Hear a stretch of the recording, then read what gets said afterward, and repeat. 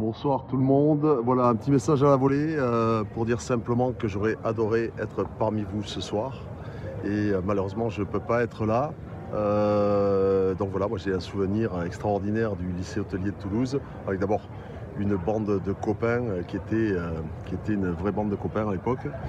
Et quelques années de formation très intéressantes. Et si je peux mettre juste une petite anecdote dans le temps imparti, je ne sais pas combien c'est d'ailleurs le temps imparti, je me souviens de cette première leçon de cuisine, peut-être une des dernières leçons de cuisine d'ailleurs de Jean-Pierre Poulain, que j'aime beaucoup, et qui a scellé en moi toute la passion pressentie que j'avais pour la cuisine, pressentie au travers d'ailleurs du manuel des recettes de grand-mère Donald. C'est pour vous dire à quel point c'était sérieux. Et il nous avait préparé comme ça 3 carottes dans 3 verres d'eau, et on peut imaginer les 3 couleurs différentes d'une carotte râpée, d'une carotte coupée en morceaux et d'une carotte entière. Et il nous avait expliqué au travers de ces 3 verres d'eau le principe d'échange entre solide et liquide. Voilà, ça correspondait un petit peu à ce que j'aimais, c'est-à-dire essayer de comprendre pour pouvoir après travailler, extrapoler. Bon, après ça viendra beaucoup plus tard. Et voilà, donc je sais pas si je sais pas si j'ai bien fait d'expliquer tout ça. J'embrasse tout le monde, tous les gens que je connais en tout cas, et tous les profs qui nous ont servi à l'époque, bien sûr. Bonne soirée à tout le monde. Ciao. Alors, bonjour à tous, je suis Gilles Galasso et je suis un ancien élève de l'école hôtelière qu'on appelait des Pyrénées, 1982-1987. Par la suite, j'ai eu la chance d'obtenir le concours un des meilleurs ouvriers de France en service en salle et de gagner le championnat du monde des maîtres d'hôtel en 2009. Mais j'ai aussi écrit un texte, une contribution sous forme d'une thèse de doctorat en 2018. Et dans cette thèse, j'essaie d'expliquer certains phénomènes qui sont arrivés au travers de mon expérience à l'école hôtelière. Et je crois vraiment que le fait que j'ai été élève en 1982 n'est pas le fruit du hasard. C'était une époque où il y a eu beaucoup de changements, notamment au niveau pédagogique, hein, puisque moi j'avais des professeurs un peu anciens, et puis j'ai aussi connu des nouveaux professeurs comme M. Poulain. Et dernièrement, j'ai écrit un texte qui retrace cette période grâce au témoignage de M. Carcel, aussi de Jacques Girardin. Et je serai heureux de le partager avec vous parce que ça explique qui nous sommes aujourd'hui. Je vous salue depuis Tahiti et je vous souhaite une bonne assemblée générale. À bientôt. Pour moi, les années lycée hôtelier, c'était les années 80-82. J'ai intégré le lycée d'Occitanie en première d'adaptation. C'était une classe passerelle qui regroupait des élèves venus de BEP, de très bons élèves de BEP, qui ensuite pouvaient passer en terminale BTH. Voilà, c'était une classe où nous étions réputés pour être de bons éléments en pratique. C'est une classe soudée. Voilà, mes camarades de classe, c'était Sylvie Bertin, Pierre Ratier, Yves Boyer, Jean-Michel Fraisse, hein, il y a bien d'autres, mais on oublie un peu les noms avec le temps. Nous avions des super professeurs comme M. Tricot en anglais, M. Humel en cuisine, Mme Bien en réception. Là aussi, il y en a bien d'autres. Un de mes bons souvenirs, c'est un voyage que nous avions pu faire en Écosse, en échange avec un lycée hôtelier donc, de Glasgow. Nous avions passé 15 jours là-bas. Nous avions fait notamment des danses folkloriques. Nous étions entraînés le soir après les cours au lycée. Et ça avait permis de vraiment souder la classe. Et puis l'autre très bon souvenir, c'était d'être situé en centre-ville, rue La Béda. Quoi de mieux quand on vient de la campagne que de se retrouver dans ce lieu où nous avions entre midi et deux boire le café au Cardinal. Voilà.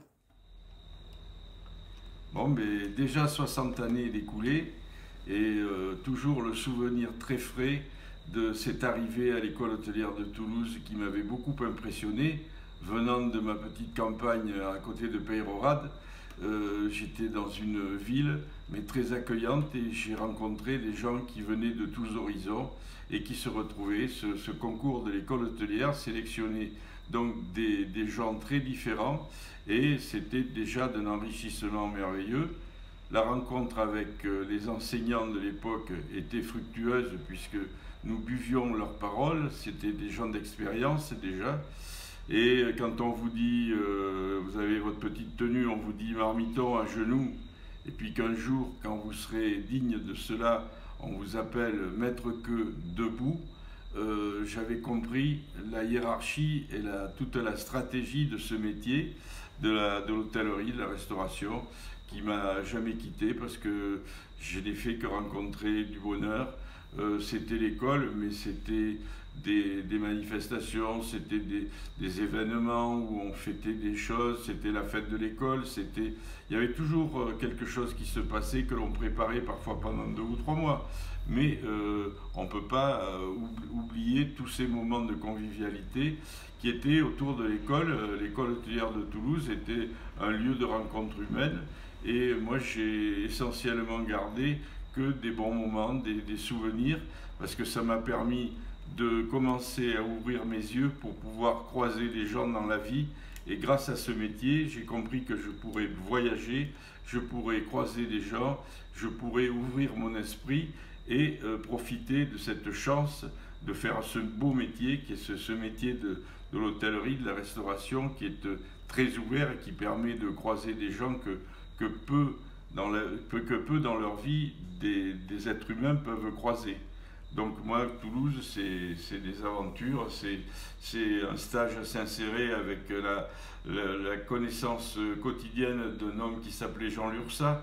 C'était un bonheur de l'écouter me raconter un peu les tapisseries d'Aubusson. J'ai rencontré plein de choses, on avait des fêtes, on avait la confrérie de la jubilation, qui était pour nous un événement moteur dans la ville de Toulouse, puisque c'était auprès du cassoulet, c'était les mounjettes. Donc vivre ces moments où nous étions, nous, de simples employés, mais servis avec alebardier, avec tout ce que ça comporte, entendre le grand maître, le jubilantissime pilonnier de la confrérie qui annonçait avec sa canne au nom des 3 cassoulets de Toulouse, de Carcassonne et de, ça y est, j'en oublie un, Castelnaudary, je vous fais petit frère stagiaire de la confrérie de la jubilation. Tout était un cérémonial qui nous plaisait parce que ça nous amusait de voir toute cette passion autour des mets, autour des plats. Et donc ça a toujours été des moments de fête à Toulouse, et ça c'était pour moi très important parce qu'on fait un métier certes difficile, certes peut-être qui demande une santé prospère, mais qui a tant de récompenses au travers de ce métier de rencontre, de croisement de toute ma vie. Grâce à ce que j'ai appris à Toulouse, j'ai pu rencontrer, échanger avec beaucoup de gens. Top. Salut, je pense être le doyen de votre assemblée puisque j'ai bientôt fêté mes 90 ans. Alors je peux vous parler de l'école hôtelière de la rue Croix-Maragnon. C'est pas hier, hein, c'est il y a 72 ans par là, 73 ans. Alors je peux vous raconter mes deux stages, car en fait ils m'ont sauté une année, je sais pas pourquoi, mais j'ai fait que 2 ans là-bas. Premier stage, je me retrouve à Saint-Jean-de-Luz avec un copain, on était 2 dans un hôtel qui s'appelait l'hôtel d'Angleterre. Et au dernier moment, le chef ne vient pas. Il passe une annonce pour un chef, et un mec très bien arrive avec l'escoffier sous le bras, gros, présentant bien, il dit voilà, je suis chef, mais je veux être payé tout de suite pour les 2 mois d'été. On le paye. Et le lendemain, ce mec arrive en cuisine, il nous dit les enfants, je ne suis pas cuisinier, je suis critique littéraire. Et j'ai pris cette place, et à partir de cet instant précis, je suis à votre disposition. Et au premier stage, 16 ans, 17 ans, la charge entière d'un hôtel, mais c'est de la folie. Bref, on s'en est sorti, mais ce que je peux vous dire, c'est que l'hôtel d'Angleterre, l'année suivante, a fermé, et il s'est vendu un appartement. Deuxième stage, alors là, terrifiant. Ça s'est passé à la réserve de Beaulieu, magnifique hôtel. Les chefs de l'époque, c'était des vieux cons, des vieux enfoirés, mais vous pouvez pas savoir. J'arrive, le chef me dit « Ah, t'es un fils de vache, toi. Eh bien, tout l'été, tu seras de garde au fourneau pour entretenir notre... » Non, mais ça va pas la tête.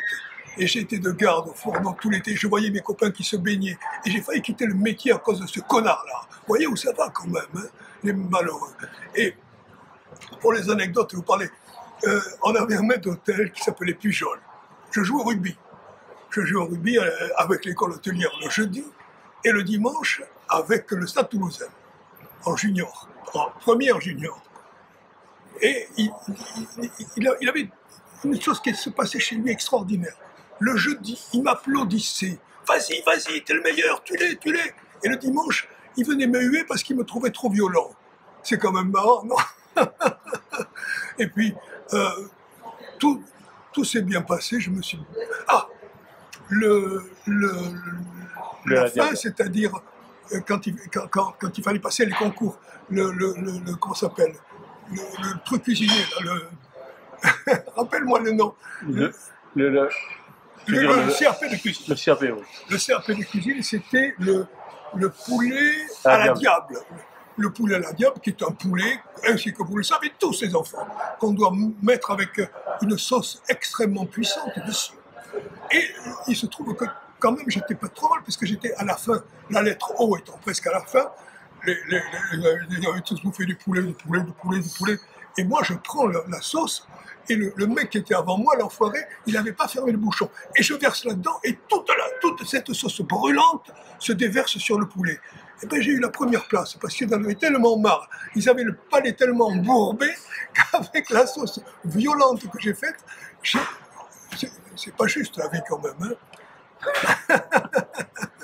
Voilà, mais je vous souhaite d'avoir autant de chance que moi dans la vie, puisque je suis parti avec pas grand-chose, et j'ai eu une carrière qui n'était pas trop mauvaise.